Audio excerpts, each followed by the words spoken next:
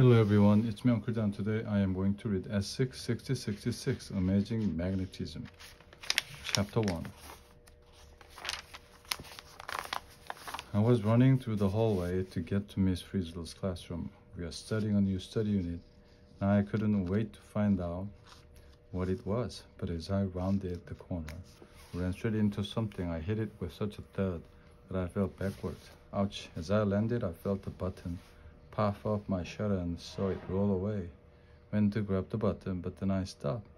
Sitting on the floor facing me was Andrew Cochran, my least favorite person.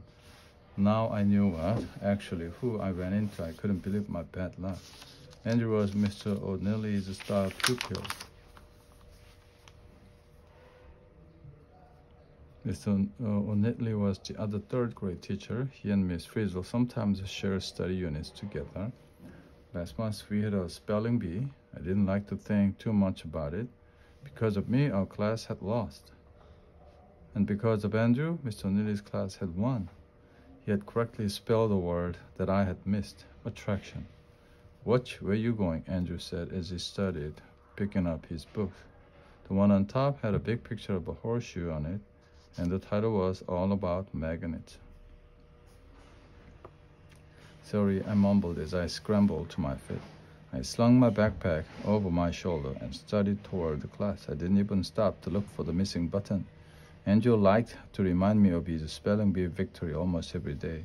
Now, I wanted to get away before he had a chance to tell me again. I wasn't fast enough. "You're going to beach again," he called as I ran off. I wondered what he meant. I sure hoped we weren't having another spelling bee. When I got into class, I saw that the geography signs from our last unit were still up. Over Miss Friesel's desk was a big sign that read West. Over the windows was a sign that read North, and behind me a sign that read East. Over the door, the sign read South. But I noticed that Miss Friesel wasn't wearing her map dress anymore. The new dress was covered with the same horseshoe shapes as Andrew's book. "Good morning, class," she sang out. "Today we are going to start a most attractive unit." Oh no, that reminded me of the word attraction again. Miss Friesel held up a large horseshoe magnet. It wasn't hard to guess that our new unit was going to be about magnetism.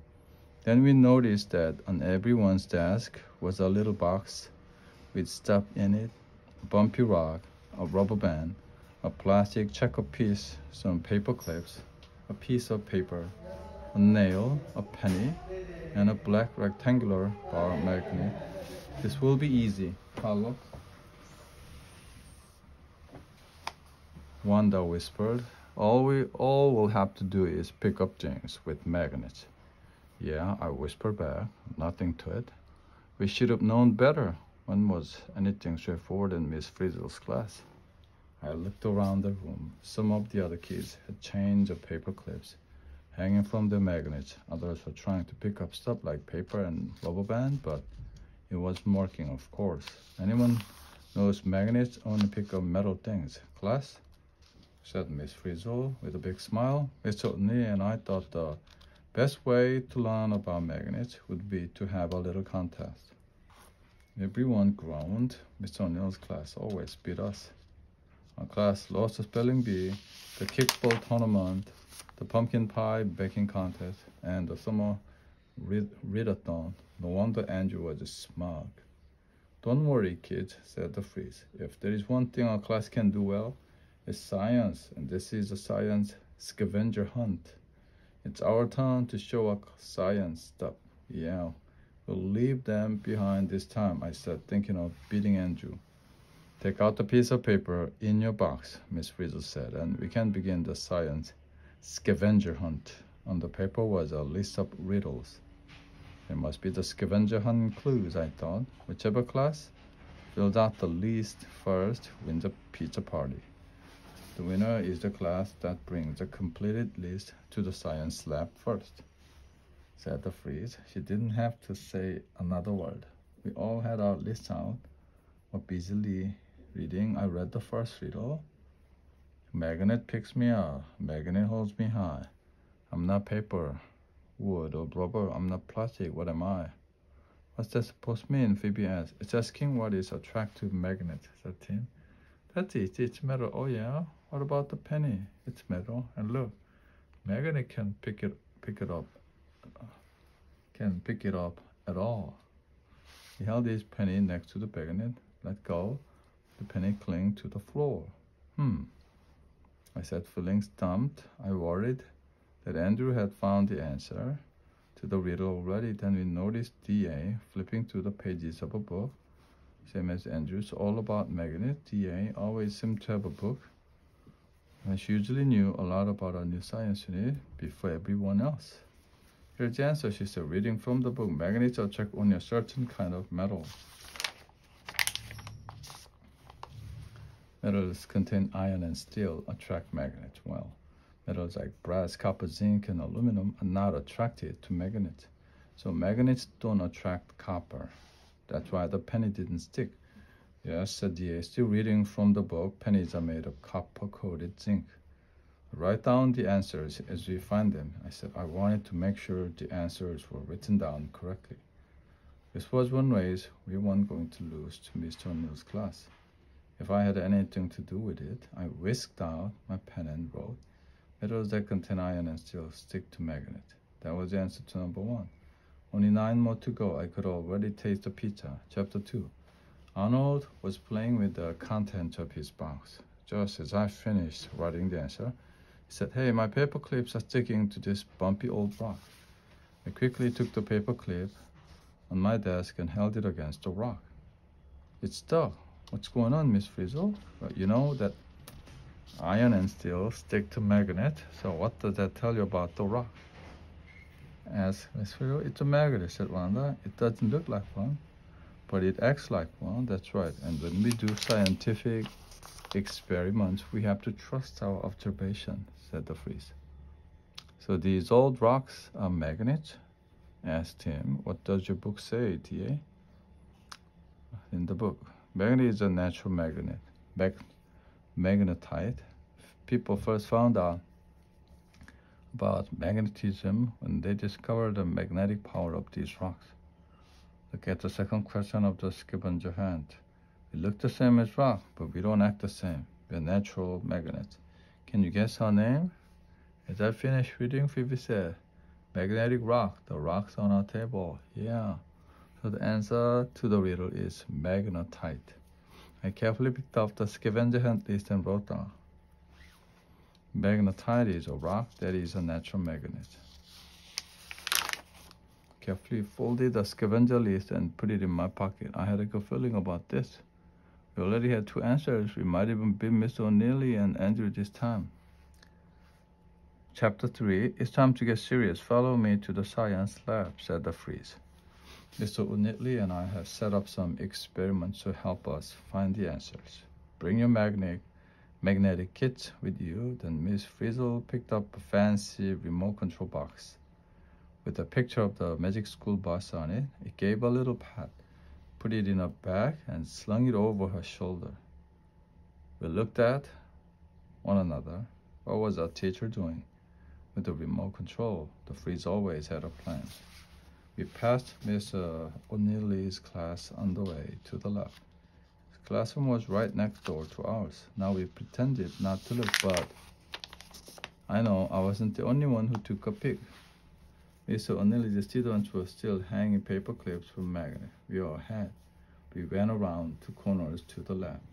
Miss Frizzle told us to get a partner, go to a table. Arnold and I headed for a table set up with a large bar magnet and some needles. Miss Frizzle rummaged in her bag for something.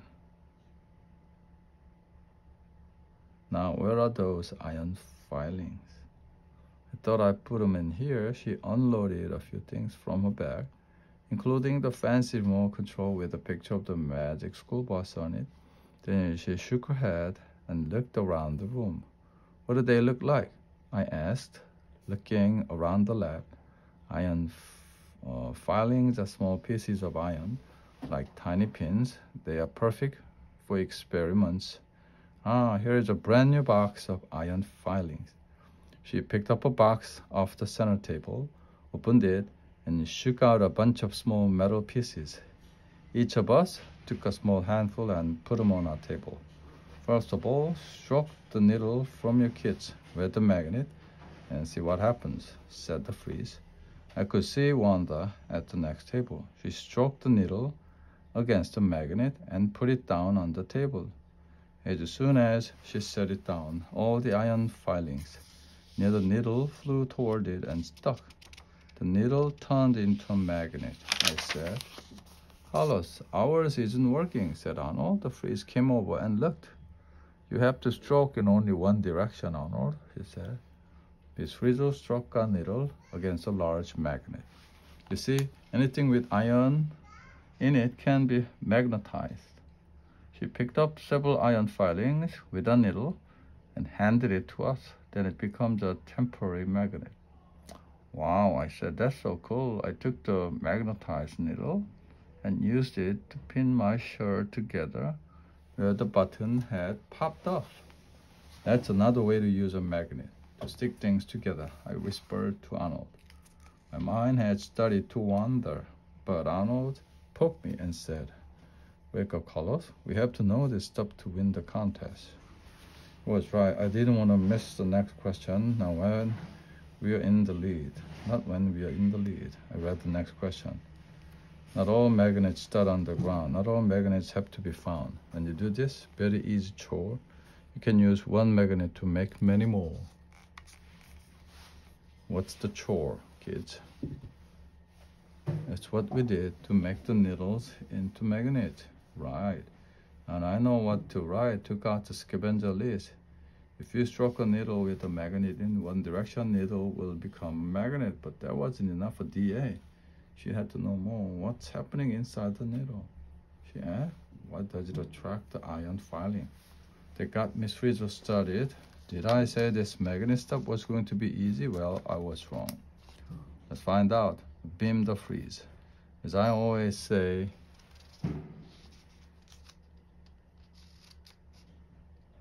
to understand an iron filing, you have to become an iron filing. Arnold moaned. Can DA just read to us from her book some more? He asked in a small voice. I noticed that Arnold's voice was getting smaller and smaller as he spoke, and I felt myself shrinking. Whoa, I said. I looked down at myself and at the others. We were all iron filings. We were super small. Even the freeze was tiny. We still had heads and arms and legs, but our bodies were made of metal. Now, Liz will walk around with a magnet, and you can all see what it feels like to be attractive. At that moment, Liz was still her normal size, dropped a large magnet she was carrying and scampered under the center table. What's wrong, Liz? Said Miss Frizzle, but then she stopped. We all heard it. At the same time, footsteps and voices was Mr. O'Neilly and his class. As they came through the door, I groaned. Andrew was right behind Mr. O'Neilly. They all looked enormous from the point of view of an iron filing. Don't worry, class. She was holding the fancy remote control. I'm calling the magic school bus here to rescue us. Then she pushed the button with a picture of the bus on it. It'll be here in a jiffy. We could hear Mr. O'Neilly's voice booming above us. Yes, Andrew, part of the science is preparing your materials in advance, Mr. O'Neilly was saying. He stopped walking. Look at the state of this place. What happened, he said indignantly.